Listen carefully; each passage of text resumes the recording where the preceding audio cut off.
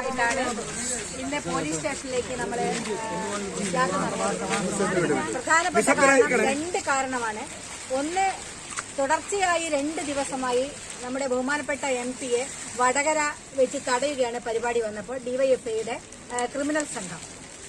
ഈ ആദ്യത്തെ ദിവസം തീർച്ചയായിട്ടും നമ്മളത് കണ്ടു. അത് പോലീസ് അതിനെതിരെ ആക്ഷൻ എടുക്കുമെന്നാണ് നമ്മൾ വിചാരിച്ചത്. പക്ഷെ ഒന്നും ഉണ്ടായില്ല. ഇന്ന് നമ്മുടെ പരിപാടി കഴിഞ്ഞു പോകുമ്പോൾ വീണ്ടും അദ്ദേഹത്തെ അതേ ക്രിമിനൽ സംഘം തന്നെയാണ് തുടർച്ചയായി 2ാമത് ദിവസവും ആക്രമിച്ചിരിക്കുന്നത്. അപ്പോൾ ഈ ക്രിമിനൽ സംഘത്തിനെതിരെ ശക്തമായ നടപടിയെടുക്കണം എന്നുള്ളതാണ് നമ്മുടെ ഒരു ആവശ്യം. ആ ക്രിമിനൽ സംഘം തന്നെയാണ് ഇന്ന് വീണ്ടും വൈകുന്നേരം ദുൽഫിക്കെതിരെ വടകര ടൗണിൽ വെച്ച് പ്രശ്നമുണ്ടാക്കിയത്. അപ്പം ഈ സംഘത്തിനെതിരെ കർശനമായ നടപടി ഉണ്ടാകണമെന്നുള്ളതായിരുന്നു നമ്മുടെ ഒന്നാമത്തെ ആവശ്യം.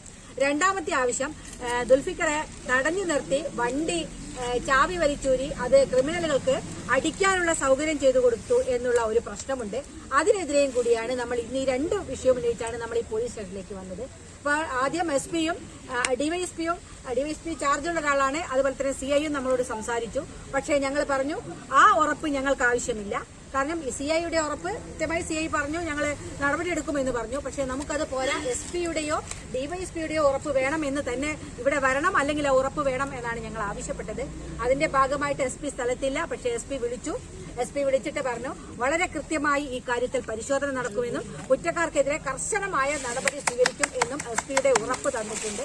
ആ ഉറപ്പിന്റെയും കൂടി ഭാഗമായിട്ടാണ് നമ്മൾ ഇന്നിപ്പോൾ തൽക്കാലം ഇവിടുന്ന് പിരിയാൻ വേണ്ടി തീരുമാനിച്ചത്.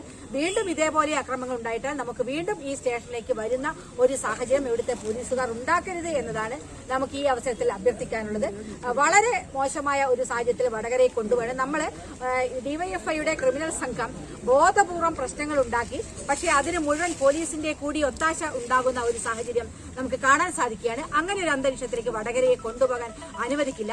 തെരഞ്ഞെടുക്കപ്പെട്ട പ്രതിനിധി എന്തടിസ്ഥാനത്തിലാണ് ഷാഫി പറമ്പിലിനെ ഇവിടെ തടയുന്ന ഒരു സാഹചര്യം ഉണ്ടായത് എന്നുള്ളത് ഇവർ വ്യക്തമാക്കണം. എന്താണ് അദ്ദേഹം ചെയ്ത തെറ്റ്? എന്തിനാണ് ഒരു പൊതുപ്രവർത്തനം ഇതുപോലെ തടഞ്ഞു വെക്കുന്ന ഒരു സാഹചര്യം ഉണ്ടായത്? അങ്ങനെ ഇനിയും തടയാനാണ് DYFIക്കാരുടെ ഭാവമെങ്കിൽ തീർച്ചയായിട്ടും അതിനെ അതിന്റേതായ രൂപത്തിൽ തന്നെ പ്രതിരോധിക്കാൻ നമുക്കറിയാം. ആ പ്രതിരോധം നമ്മൾ തീർക്കും എന്ന കാര്യത്തിൽ ഒരു സംശയവുമില്ല.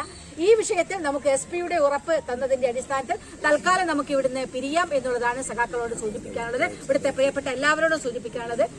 ബാക്കി പിന്നെ ദുൽഫിക്കെതിരെയുള്ള മറ്റ് കാര്യങ്ങൾ വളരെ കൃത്യമായി ഒരു പരിശോധിച്ച് ഉദ്യോഗസ്ഥനെതിരെ വീഴ്ചയുണ്ടായിട്ടുണ്ടെങ്കിൽ തീർച്ചയായിട്ടും നടപടിയെടുക്കും എന്നുള്ള ഉറപ്പും കൂടി നമുക്ക് തന്നിട്ടുണ്ട്.